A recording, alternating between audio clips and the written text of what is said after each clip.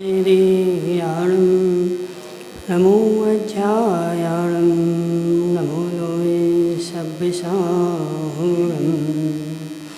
पंच परमेष्ठी भगवान की, अनंत अनंत सिद्ध परमेष्ठी भगवान की, एक हज़ार देवादिनाथ भगवान के, एक हज़ार देवादेव श्री राम भगवान की, आचार्य भगवान रवि सेन स्वामी के, आचार्य भगवान विद्यासागर जी महाराज के, आचार्य भगवान विशुद्ध सागर जी महाराज के,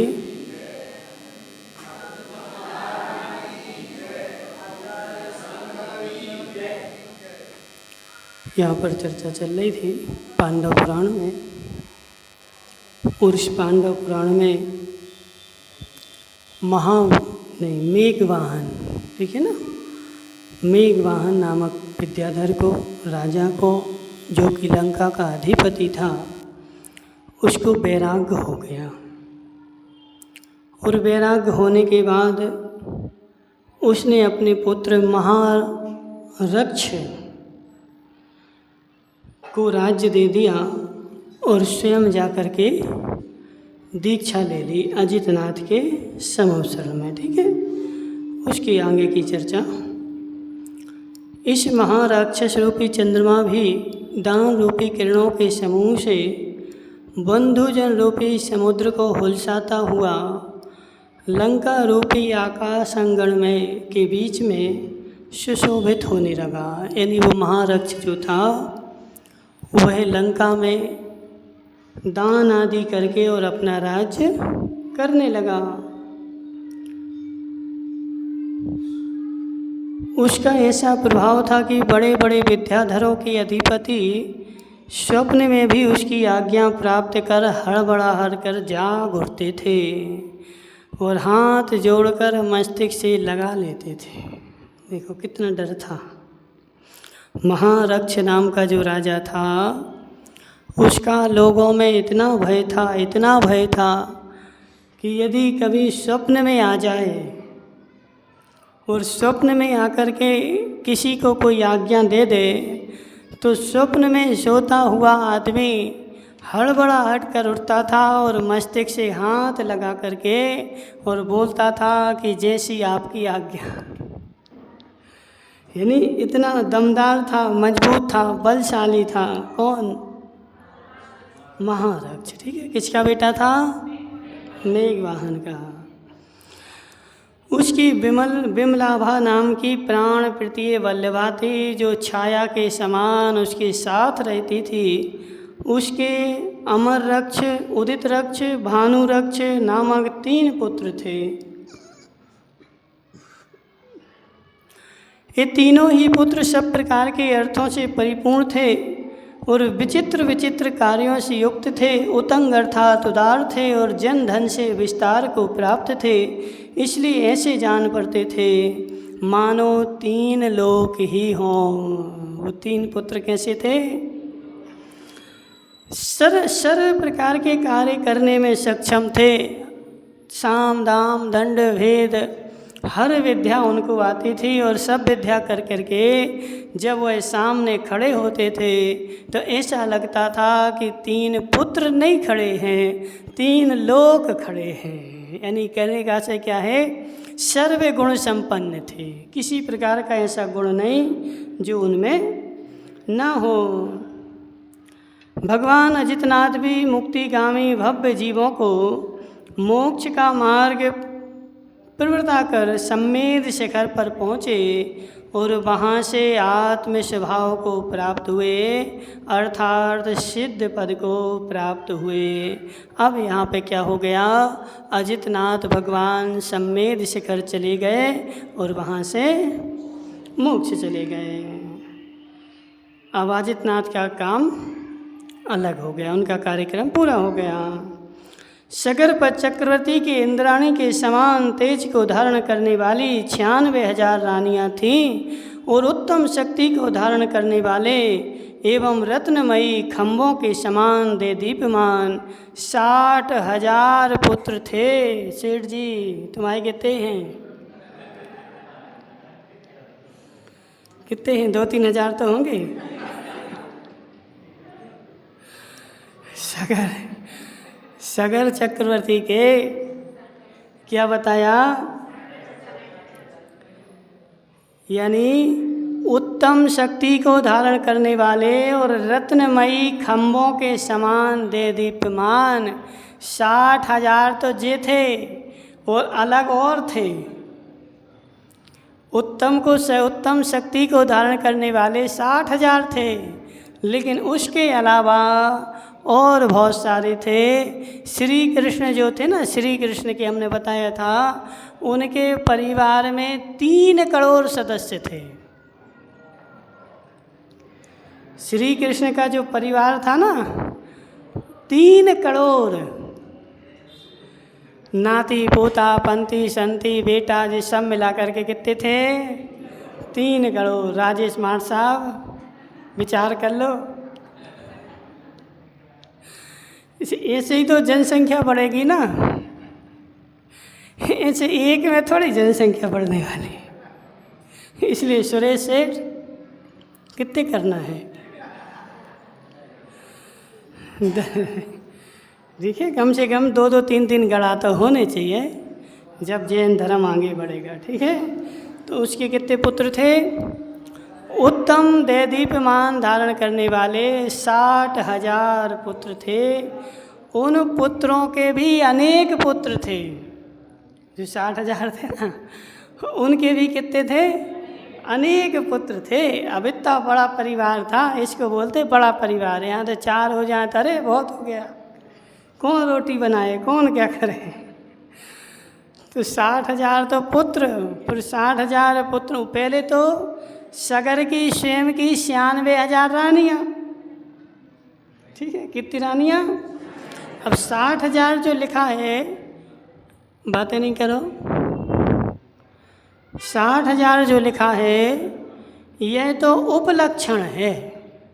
क्या है, उपलक्षण है। 60,000 तो जो मजबूत शक्ति को धारण करने वाले थे, 96,000 में से यदि एक रानी का एक मानो तो 96,000 होते। लेकिन उन महापुरुषों के ऐसा रहता है कि एक के एक नहीं होते, अनेक ही होते हैं।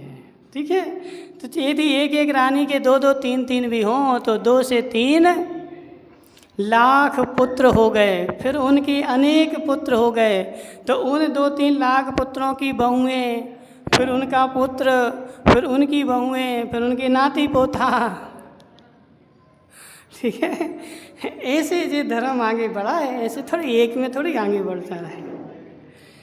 किसी समय वे सभी पुत्र वंदना के लिए कैलाश पर्वत पर गए थे। उस समय वे चरणों के विक्षेप से पृथ्वी को कंपा रहे थे और पर्वतों के समान जान पड़ते थे। कहाँ गए थे, कैलाश पर्वत पर 60,000 पुत्र एक साथ गए थे। कहाँ गए थे, कैलाश पर्वत पर। काय के लिए, वंदना करने के लिए। ठीक है, कैलाश पर्वत पर स्थित सिद्ध प्रतिमाओं की उन्होंने बड़ी विनय से वंदना की और तदनंतर वे दंड रत्न से उस पर्वत के चारों ओर खाई खोदने लगे। क्या करने लगे, अब कुछ ना कुछ काम तो चाहिए ना। अपन लोग जाते हैं कहीं यात्रा पे, भोजन करने बैठते हैं, जहाँ बैठते तो वहीं कोई ना कोई खोदने लगते हैं। तो 60,000 पुत्र, उनके पास वज्रदंड था और उस वज्रदंड से वो क्या करने लगे, उस पर्वत के चारों ओर खाई खोदने लगे। ठीक है, उन्होंने दंड रत्न से पाताल तक गहरी पृथ्वी खोद डाली।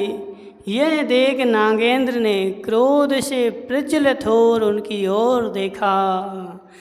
कहाँ तक खोद डाली, पाताल तक लंबी खाई खोद डाली कैलाश पर्वत पर, जिसको बोलते हैं अष्टापद तीर्थ। ठीक है, ये असली का अष्टापद तीर्थ ये कैलाश पर्वत है। उसके चारों ओर उन्होंने पाताल तक गहरी पृथ्वी खोद डाली।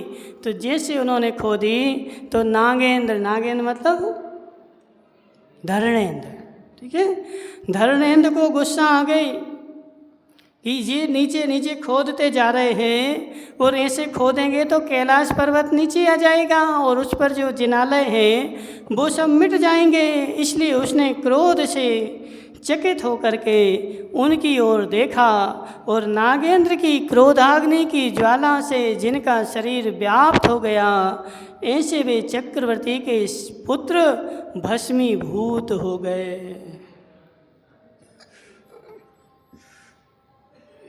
धर्मेंद्र के पास कितनी शक्ति, मारा नहीं, कोई शस्त्र नहीं लिया, कुछ भी नहीं किया, मात्र उनकी ओर क्रोध अग्नि से देख लिया और क्रोध अग्नि से देखा तो 60,000 के 60,000 पुत्र अग्नि में भस्म हो गए। ठीक है, किसके? चक्रवर्ती के थे। चक्रवर्ती के 60,000, कोई मामूली आदमी के नहीं थे। 6 खंड का अधिपति जो चक्रवर्ती था उसके 60,000 पुत्रों को नागेंद्र ने क्रोधवश देखा और क्रोधवश देखा तो 60 के 60,000 मृत्यु की गोद में जा पड़े। जिस प्रकार विष की मारक शक्ति के बीच एक जीव की शक्ति भी होती है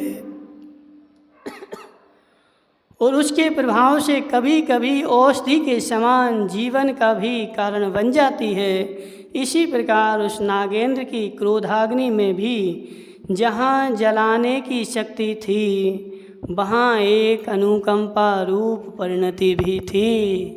ये महापुरुषों का लक्षण होता है। महापुरुषों की क्रोधाग्नि भी है और करुणाग्नि भी है।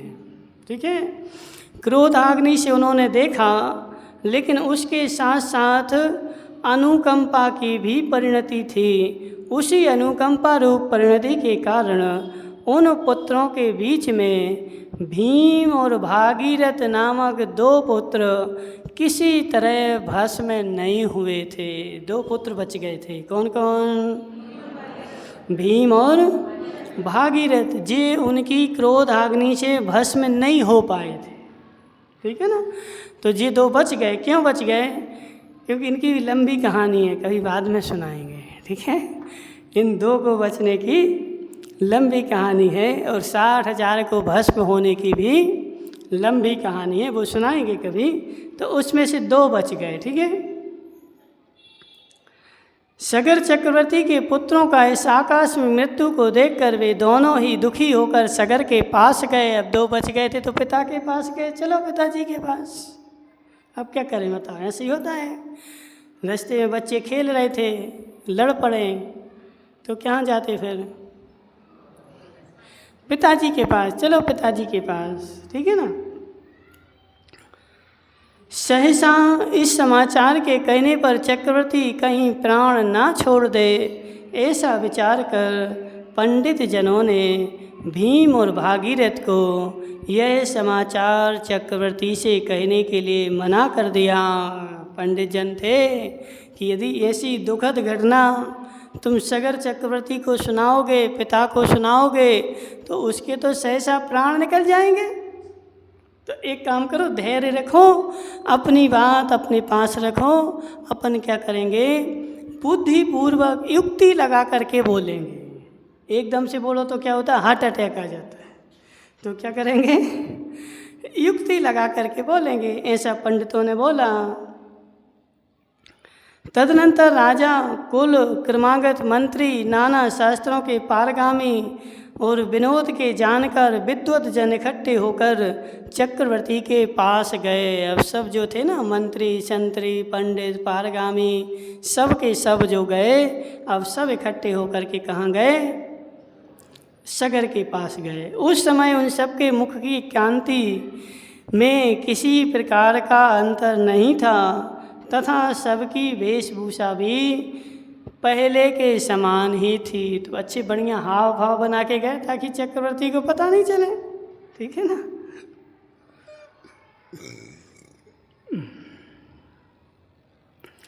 सब लोग विनय से जाकर पहले ही के समान चक्रवर्ती सगर के समीप बैठ पहुँचे और नमस्कार कर सब लोग यथास्थान बैठ गए।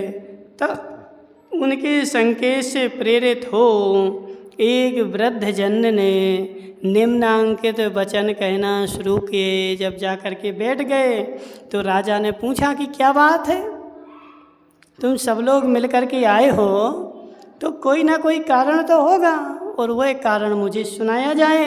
तो उनमें जो सबसे चतुर एक वृद्ध था वह खड़ा हो गया और खड़ा होकर के कहने लगा, हे राजन, आप संसार की इस अनित्यता को तो देखो।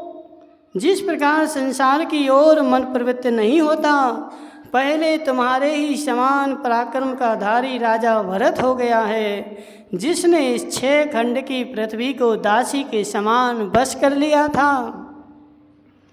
उसके महापराक्रमी अर्क कीर्ति नामक ऐसा पुत्र हुआ था कि जिसके नाम से यह सूर्य वंश अब तक चल रहा है। सूर्य वंश है ना, है कोई सूर्यवंशी?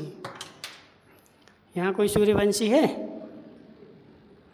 नहीं है, अभी भी चलता है। क्षत्रियों में, राजपूतों में सूर्यवंश चलता है, ठीक है। वह सूर्यवंश कहाँ से चला है? तो भरत के पुत्र अर्क कीर्ति से। अर्क का नाम होता है सूर्य।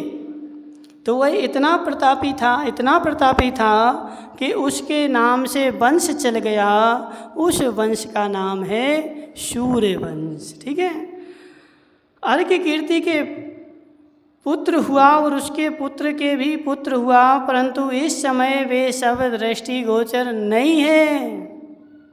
भरत हुए, भरत के अर्क कीर्ति हुए, अर्क कीर्ति के पुत्र हुए, उनके भी पुत्र हुए। हे राजन, इतने प्रतापी राजा महाराजा हो गए, लेकिन आज कोई भी दिखाई नहीं दे रहा है। स्वर्ग लोक, इन सबको तो रहने दो, स्वर्ग लोक के अधिपति भी जो कि वैभव से दीप्यमान रहते हैं, क्षण भर में दुख से भस्म हो जाते हैं। जी, अनित्य भावना सुना रहा था कि राजा को थोड़ा सा बैराग आ जाए, अथवा इन्हें भी जाने दो। 3 लोक को आनंदित करने वाले जो तीर्थंकर हैं, वे भी आयु समाप्त होने पर शरीर को छोड़कर चले जाते हैं। जिस प्रकार पक्षी रात्रि के समय किसी बड़े वृक्ष पर बसकर प्रातःकाल 10 दिशाओं में चले जाते हैं, उसी प्रकार अनेक प्राणी एक कुटुंब में एकत्रित होकर कर्मों के अनुसार फिर अपनी अपनी गति को दिग्देशेभ्यः खगायेत्यः संवसन्ति नगे नगे स्वास्वाकार्यवसाध्यन्ति देशे दिक्षु पृगे पृगे। चारों दिशाओं से पक्षी आते हैं और पेड़ पर बैठ जाते हैं, रात बिताते हैं, और जैसे ही सुबह होता है अपनी अपनी दिशा को सब लोग उड़ जाते हैं। तो ऐसे ये बंधुजन जो हैं, जो हमारे परिवार में आए हैं, जो अन्य अन्य गतियों से आए हैं, और अपना अपना कर्म भोग करके अपनी अपनी गति में सब चले जाएंगे, और राजेश मार साहब उनसे मोह करते रहेंगे। मारा बेटा, हमारी बेटी, मारा ठीकरा, हमारी ठीकरी। क्या करोगे बता, यही करते रहोगे। तुम्हारा नहीं है, वो अन्य गतियों से आया है और अपने कर्मों को भोगने के लिए आया है। हमें क्या लग रहा है कि हमारा भला करने के लिए आया, हमारी सेवा करने के लिए आया? नहीं आया। वो अपने अपने उसने पूर्व कर्म में जो काम किए थे, कर्म किए थे, अपने अपने कर्मों को भोगने के लिए आया है।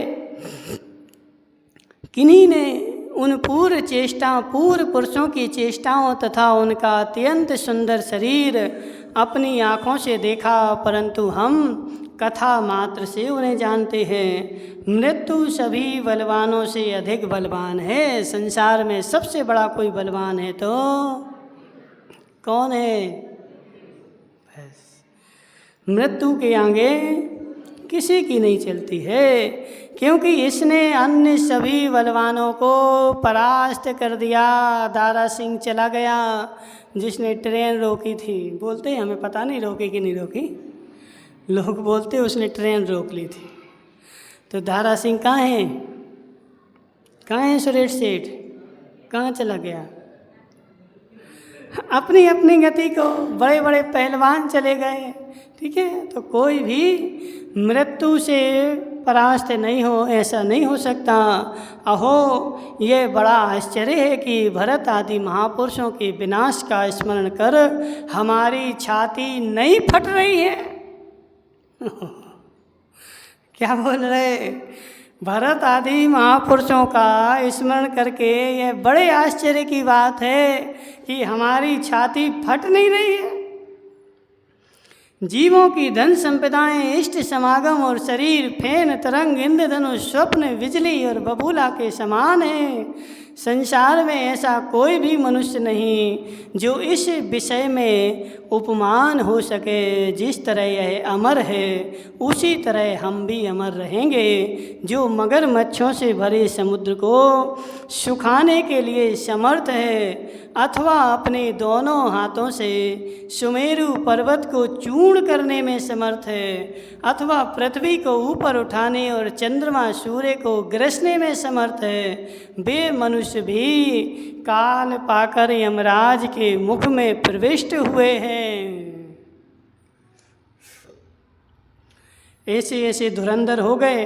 पूर्व का छोड़ दो, अभी वर्तमान का तुम्हारे महाराणा प्रताप, कौन, चित्तौड़ वाले लोग बोलते महाराज उनके जो हाथ में तलवार रहती थी वे कितनी 50-25 कितने किलो की थी, कितने किलो की थी?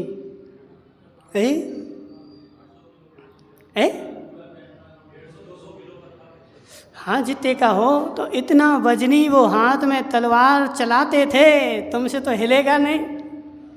ठीक है, ये पुराने पुराने मंदिर देख लो, आज तो तुमने ये मशीनों से लगाया सब। पहले तो 100 साल पहले कोई मशीन थी नहीं, सब आदमी हाथों से उठा उठा करके ऊपर रखते थे। ऐसे सब बलवान हो गए, लेकिन सब चले गए। तो हम किस खेत की मूली हैं, हम मूली भी मामूली हैं। ठीक है, वे मनुष्य भी काल पाकर यमराज के मुख में प्रविष्ट हुए हैं। तीनों लोकों के प्राणी इस दुर्लग्नीय मृत्यु के वश हो रहे हैं। यदि कोई बाकी छूटे हैं तो जिन धर्म से उत्पन्न हुए सिद्ध भगवान ही छूटे हैं, और कोई छूटा नहीं है। ओम नमः सिद्धेभ्यः।